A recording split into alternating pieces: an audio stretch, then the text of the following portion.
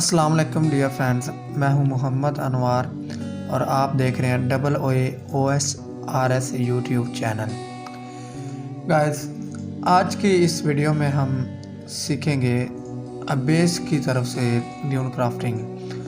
Abyss के ज़रिए हमने ड्यून क्राफ्टिंग किस तरह से करनी है और लो लेवल से अर्निंग किस तरह से करनी है, मतलब एम की जो है गोल्ड मेकिंग है वो किस तरह से बनानी है लो लेवल्स पर और उसके बाद हाई लेवल्स पर भी, और अबेस का तरीक़ाकार क्या होगा वो आज हम सीखेंगे इस वीडियो में।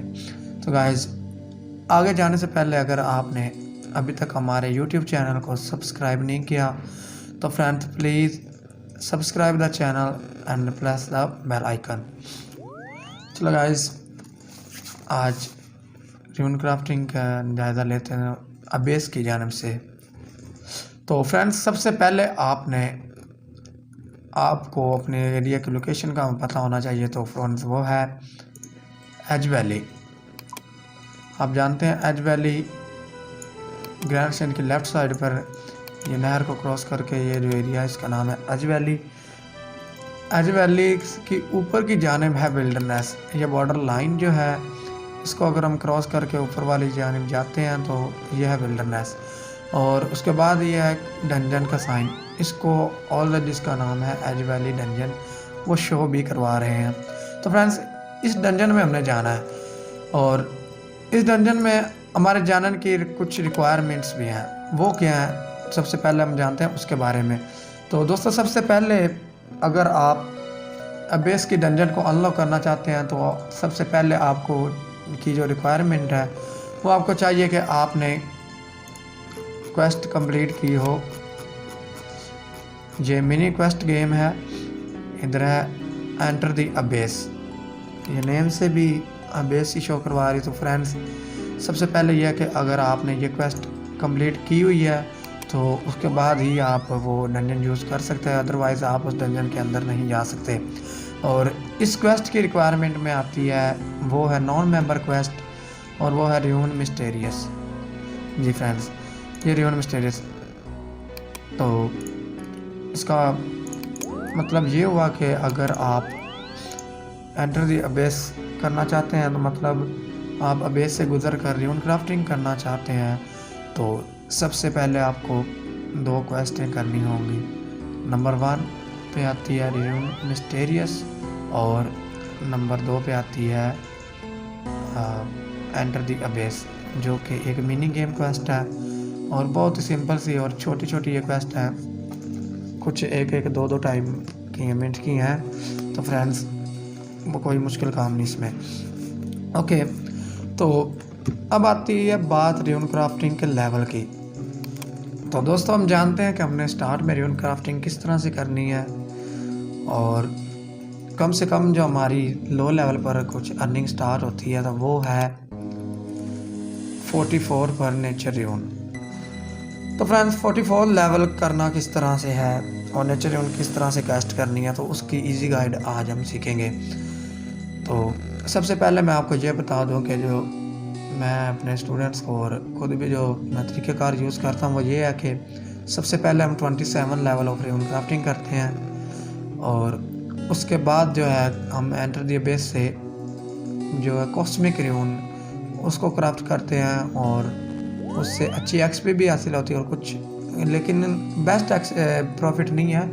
कुछ प्रॉफिट जो कि ना नुकसान ना हो, कुछ बचत आ जाती है, लेकिन तकरीबन हाफ एम प्रॉफिट आ जाती है। तो फ्रेंड्स, वो है हमारे लिए सबसे बेस्ट और आपके लिए आई थिंक बेस्ट होगा। और ये तरीका इतना, ये लॉस्ट सिटी क्वेस्ट है उसके लिए रिक्वायरमेंट। अगर आप एंटर द बेस से या जिस जानिब से भी आप कॉस्मिक ड्यून क्राफ्ट करते हैं तो उसके लिए आपको चाहिए रिक्वेस्ट लॉस्ट सिटी। सबसे पहले आपको, अगर आप करना चाहते हैं इधर ही एंटर द बेस से, अगर आप कॉस्मिक ड्यून क्राफ्ट करना चाहते हैं तो आपको चाहिए क्वेस्ट लॉस्ट सिटी। तो उसके बाद आप एंटर द बेस से कॉस्मिक ड्यून भी क्राफ्ट कर सकते हैं। तो चलिए दोस्तों, अब जानते हैं कि क्राफ्टिंग दरअसल इस जगह से पर प्रॉफिटेबल किस तरह से होगी। और उसका तरीक़ाकार क्या है। तो फ्रेंड्स सबसे पहले आपका यह कि आपके अकाउंट की कुछ डिफेंस लेवलिंग और कुछ हिट पॉइंट लेवलिंग होनी चाहिए। ये रिकमेंडेड है ताकि उधर से गुजरना होता है, उधर वो कुछ चीज़ें होती हैं, जानवर होते हैं छोटे छोटे, कम्बट भी हाई होता है, हिट पॉइंट भी उनका हाई होता है, तो वो आप पर अटैक कर देते हैं। तो करना उन्होंने लाजमी है, कोई छोटा प्लेयर हो बड़ा प्लेयर हो, उन्होंने अटैक करना होता है। और करना इस तरह से होता है कि गाइस वो काफ़ी ज़्यादा होते हैं तादाद में और सारे एक ही दफ़ा में गुजरते गुजरते अटैक करते हैं, तो हिट पॉइंट बहुत ज़्यादा कम हो जाता है, बहुत नीचे वो ले आते हैं। तो उसके लिए अगर आप ग्रेसफुल सूट यानी जिसको हम एजिलिटी का सूट भी कहते हैं वो भी यूज़ करना चाहें तो वो आप कर सकते हैं, लेकिन उसकी शर्त ये है कि आपके प्लेयर की कुछ लेवलिंग हो, डिफेंस वगैरह हो और हिट पॉइंट भी हो ताकि आप इजीली वहाँ से गुजर सकें। तो फ्रेंड्स अगर आप का प्लेयर, मेरा भी ये प्लेयर कम्बट का इतना हाई लेवल नहीं है, तो अगर आपका प्लेयर इस तरह से लो लेवल है तो आप कुछ डिफेंस वाले कपड़े यूज़ करें ताकि आपको कुछ डिफेंस भी मिले। और मेरा हिट पॉइंट है 48। जी मैंने अडमानट के आर्मर यूज़ किए हैं।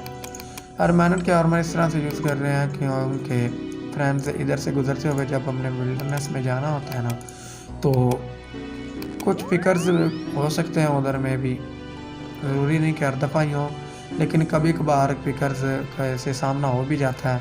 तो फ्रेंड्स वो कभी कभी आपको किल कर देते हैं। तो एक आपको मेन बात यह बता दूं कि जब आप अबेस में एंटर होते हैं तो आपका प्लेयर स्कल्ड हो जाता है। स्कल्ड जो मेन प्लेयर के ऊपर खोपड़ी खतरे का निशान शो हो जाता है, और जब प्लेयर के ऊपर खतरे का निशान शो और उस हालत में बंदा हमारा किल हो जाए प्लेयर, तो हमारी इन्वेंट्री में कुछ भी नहीं बचता, अदरवाइज़ 3 चीज़ें बच जाती हैं। तो आपने सबसे पहले तो आपने इससे किल होने से इसको बचाना है, और अगर खुदा न खास्ता आपका प्लेयर किल भी हो जाता है तो आपने वो आर्मर यूज़ करना है जिनसे आपको इतना नुकसान ना हो। तो फ्रेंड्स इसीलिए हम अडमानट के आर्मर यूज़ कर लिए रहे हैं, इनसे हमें कुछ डिफेंस भी मिल जाता है और साथ ही साथ हमारा बचत भी हो जाती है। अगर प्लेयर किल हो जाता है इतना लॉस भी नहीं होता। तो फ्रेंड्स इसमें हमने यूज़ करने होते हैं प्योर इसेंस।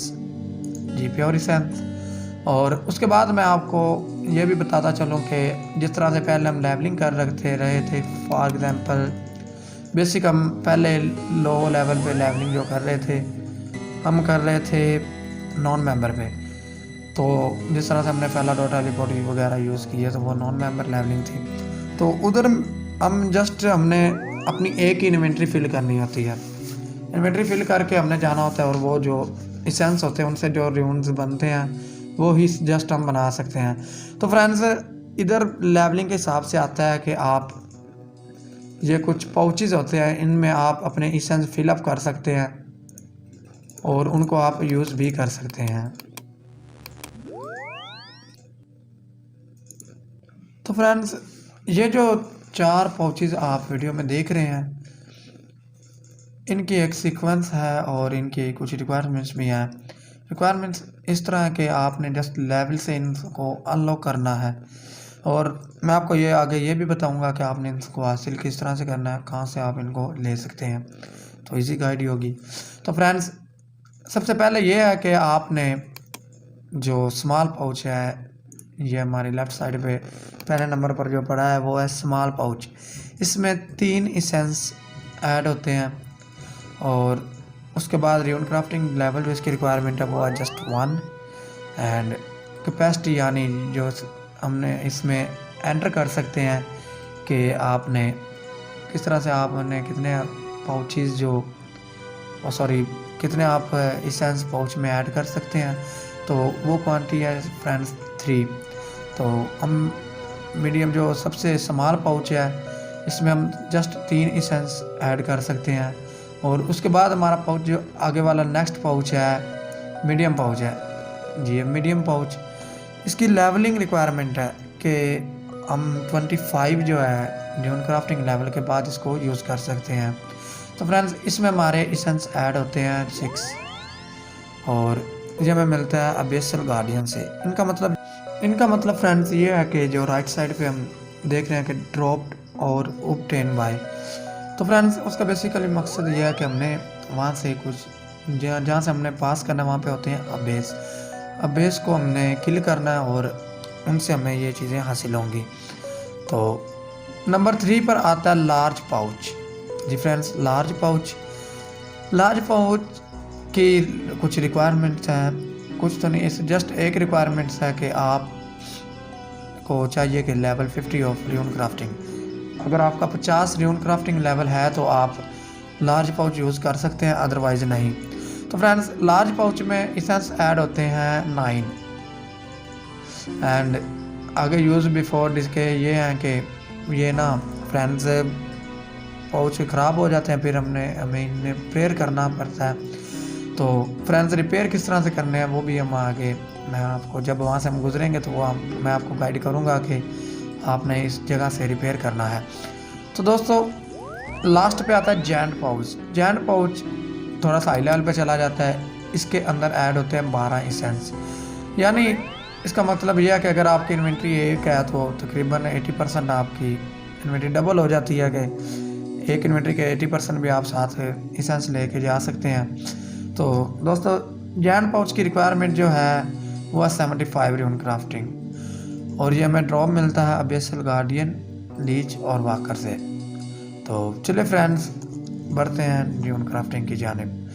तो सबसे पहले आपको ये बता दूं कि आपने अपने प्योर इसेंस कलेक्ट करने हैं और इनको भरने का तरीका क्या है कि पाउचेस में आपने इसेंस को फिलअप किस तरह से करना है। तो उसके लिए 2 मेथड है, या तो आप अपना जब आपने बैंक अकाउंट से इसेंस निकाल लिया अपनी इन्वेंट्री में, उसके बाद आप अपना बैंक काट दें और पाउच के ऊपर जस्ट लेफ़्ट क्लिक कर दें और नीचे ऑप्शन आ रहा है फिलअप स्मॉल पाउच, इस लेफ़्ट क्लिक करें तो ये फिल कर देगा। इसमें 3 इसेंस जाने हैं, 3 फिल हो जाएंगे।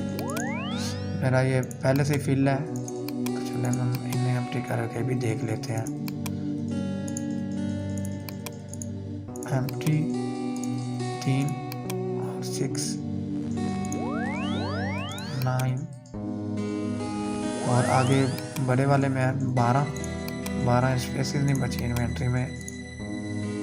चल जी, ये इनको हम इस तरह से एम्प्टी भी कर सकते हैं और उसके बाद है फिलअप किस तरह से करना है। तो फ्रेंड्स अगर आपने बैंक काट कर इन्हें इन्वेंट्री को शो करके फिलअप करना है तो वो आपके लिए सिंपल मेथड होगा कि आपने जस्ट लेफ़्ट क्लिक कर देनी और ये फिल होते जाएंगे। इनके लिए सेंस जार पाउंड के लिए ज़्यादा चाहिए। जी फिल हो गया। तो उसके बाद अगर आपने बैंक आप चाहते हैं कि बैंक हमारा खुला हो और हम इसको फिल भी कर लें, तो उसका मेथड ये होगा कि जस्ट आपने इसके ऊपर राइट क्लिक करना है और नीचे ऑप्शन आएगा फिल अप। जी ये फिल स्मॉल पाउच। तो इस तरह से आपने चारों को फिल कर लेना है।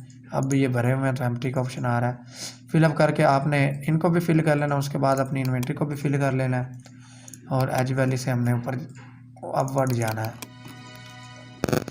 पैथ फॉलो जी, हमने इधर से इस बैंक से ये एरिया बॉर्डर लाइन क्रॉस करके इस डंजन की जानिब आना है। तो फ्रेंड्स आगे आपने जस्ट वॉक करना है और जब ये आपके पास लाइन आ जाएगी, या इसे खड्डा कह रहे हैं, जो मर्ज़ी करें, गड़ा है या जो कुछ भी है ये, तो फ्रेंड्स इसको आप अबूर उस वक्त कर सकते हैं अगर आप एक होता है ना कि आप जस्ट अपने मैप में आगे आगे क्लिक कर देते हैं और प्लेयर हमारा वहाँ तक वॉक कर लेता है। तो फ्रेंड्स ये हमारा प्लेयर, अगर आपने इस तरह से इससे वॉक करना चाहेंगे तो ये आगे नहीं जाएगा, जस्ट इसके पीछे ही रहेगा। तो ये लाइन आपने क्रॉस इस तरह से करनी कि जस्ट आपने लाइन के ऊपर ही क्लिक करना है, तो उसके बाद ही ये इस बॉर्डर को क्रॉस करेगा। उसके बाद आप आगे जा सकते हैं जिस तरह से हमने आते हैं।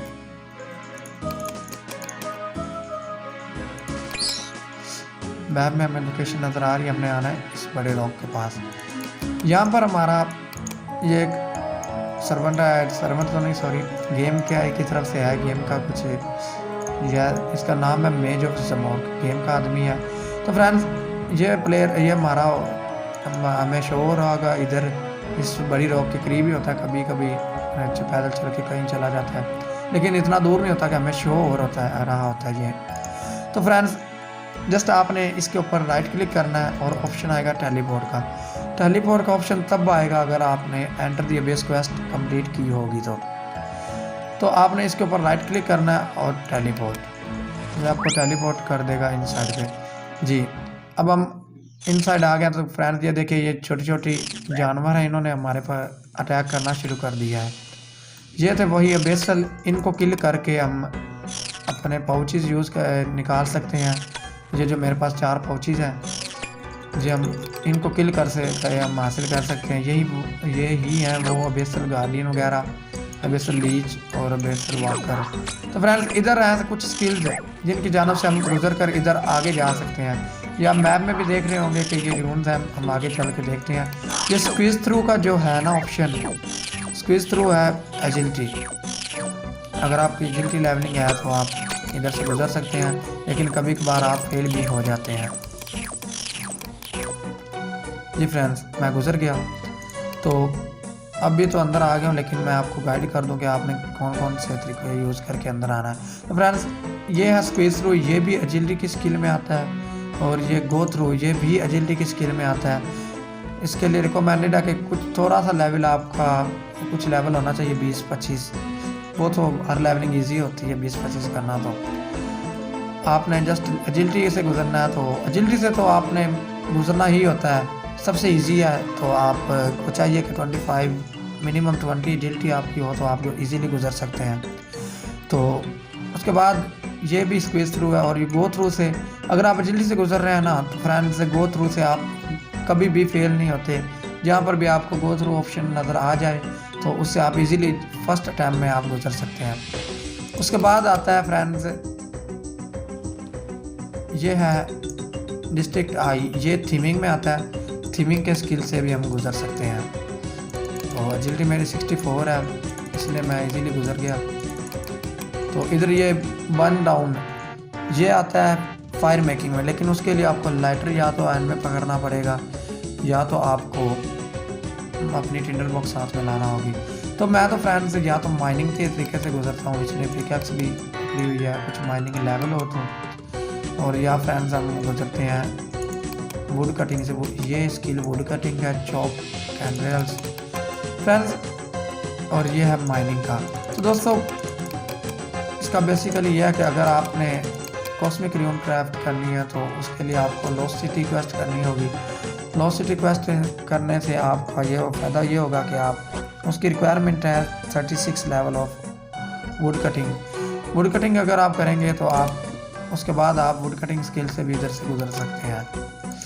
तो उसकी स्किल रिक्वायरमेंट में आती है 38 रियन क्राफ्टिंग भी, और ये भी ये वुड कटिंग में आता है, और ये आगे थीमिंग में, और उसके बाद सॉरी ये था वो फायर मेकिंग, ये थीमिंग, और ये आगे फिर स्पेस थ्रू आ गया एजिलिटी। तो फ्रेंड्स अब जानते हैं कि हम इधर कौन कौन सी रियून जो है वो क्राफ्ट कर सकते हैं। तो इधर फ्रेंड्स हैं कि आप सबसे पहले हम लेफ़्ट साइड से शुरू होते हैं और जानते हैं इनके बारे में। सबसे पहले ये है कि आप इधर नेचर रियून क्राफ्ट कर सकते हैं। नेचर रियून जो कि हम प्योर एसेंस से क्राफ्ट कर सकते हैं, आपको सबसे ज़्यादा इसकी ज़रूरत ही होगी यहाँ पे। तो उसके बाद है ये जी कॉस्मिक रियून और blood ruin. Blood ruin just आप इधर से गुजर सकते हैं, लेकिन आप ये मेथड ही नहीं यूज़ कर सकते कि आप प्योर एसेंस लेके और इधर से ब्लड रियून क्राफ्ट कर लें, वो नहीं होगा। फायर रियून इसकी जो है आल्टर वो बाई रही है, वो अच्छी है, बेटर है, उसका टेलीपोर्ट भी उधर ही हो जाता है। ये लो लेवल्स की जो है फ्रेंड वो हमने पिछली गाइड सीखी हुई है कि हमने लेवलिंग किस तरह से करनी है। तो फ्रेंड बेसिक इसमें जो है बेटर हमारे लिए है, सबसे पहले हम नेचर रियून क्राफ्ट करते हैं जो कि 44 लेवल पर है। सॉरी हम जिस तरह से मैं रियून क्राफ्टिंग करता हूँ 27 लेवल से, तो मैं तो 27 लेवल से कॉस्मिक रियून क्राफ्ट करके उससे ये होता है कि एक्सपी ज़्यादा मिलती जल्दी मिलती है। तो फ्रेंड्स रियून क्राफ्टिंग लेवल जल्दी हो जाता है, लेकिन उसका फ़ायदा ये भी है कि अगर आप एंटर द बेस से क्राफ्टिंग करना चाहते हैं तो फ्रेंड्स आपको एक्सपीरियंस हो जाता है। तो फ्रेंड्स उसका ये भी है कि फ़ायदा कि अगर आप एंटर द बेस से र्यून क्राफ्टिंग करना चाहते हैं तो आपका एक्सपीरियंस भी हो जाता है कि लेवलिंग करते करते कि आपने आगे फ्यूचर में अगर आपने एंटर द बेस से करना हो तो फिर आप इजीली इधर से गुजर भी सकते हैं और आप हर चीज़ को जान सकते हैं। तो 27 लेवल पर अभी मेरा 77 है, मेरा ब्लड र्यून अनलॉक है। उसके लिए एजिलिटी की कुछ रिक्वायरमेंट्स रह गई, वो पूरी कर रहा हूँ। तो फ्रेंड्स 27 से हम इधर बेस में र्यून क्राफ्टिंग मैं शुरू करता हूँ और कॉस्मिक र्यून क्राफ्ट करता हूँ। तो कॉस्मिक र्यून के लिए फिर से बता दूँ, लॉस्ट सिटी क्वेस्ट चाहिए। क्वेस्ट की रिक्वायरमेंट है लॉस्ट सिटी, तो वो आपको करनी लाजमी होगी। उसके बाद जस्ट आपने जब इसके अंदर एंटर हो जाए तो जस्ट आपने क्राफ्ट करनी है। इसके ऊपर अल्टर के ऊपर क्लिक कर देना है, ये क्राफ्ट कर देगा और आपने उसके बाद अपने पोचेस को एम्प्टी कर लेना है।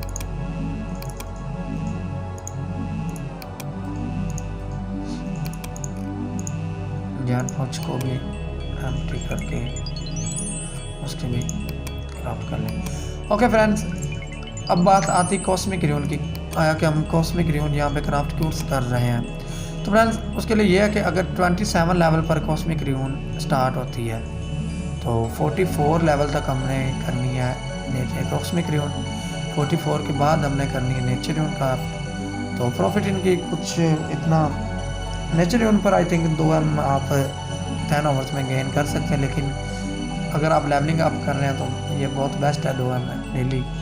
तो फ्रेंड्स 44 से 59 र्यून क्राफ्टिंग लेवल तक आपने करना है नेचर र्यून पर।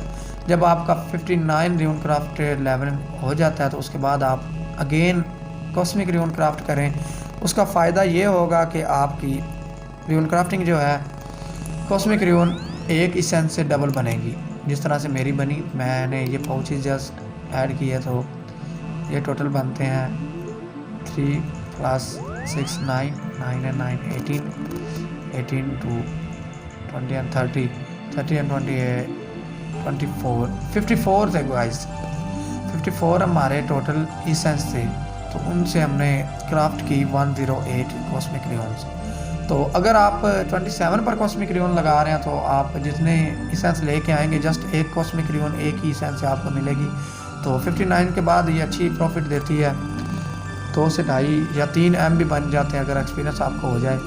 तो उसके बाद आपने ये तो था कि आपने आना किस तरह से है, वो एज वैली टेलीपोर्ट आपने मारना है और उसके बाद आपने बैकअप किस तरह से जाना वापस यहाँ से। तो वापस के लिए गाइस ये है कि आपको जो हम मेथड यूज़ करते हैं उससे हमें रिस्टोर भी मिल जाता है और हमारा प्रेयर हील अप भी हो जाता है। हील अप किस तरह से होता है वो भी मैं आपको गाइड करता हूँ। तो फ्रेंड्स हम यूज़ करते हैं रिंग ऑफ ड्यूलिंग एग्जिस्टेंस के लिए, ring of dueling to ferox enclave. जी इधर हमने बैंक की जाने आना है। तो इधर ये है पूल ऑफ रिफ्रेशमेंट। इसका मतलब फ़ायदा ये होता है कि oh my God, death office में एंटर हो गया।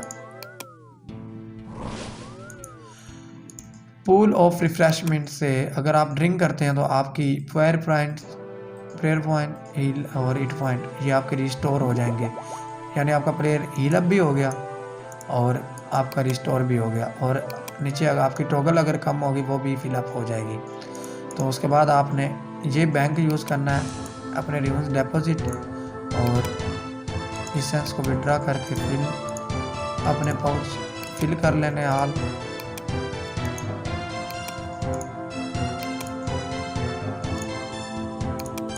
जी उसके बाद जाने का भी दोबारा से गाइड कर दूं कि आपने अपने एमुलेट ऑफ ग्लोरी से टेलीपोर्ट होना है एज वैले।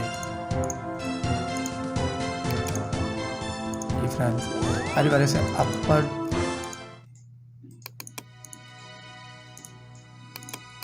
हावर्ड ये बॉर्डर लाइन क्रॉस करके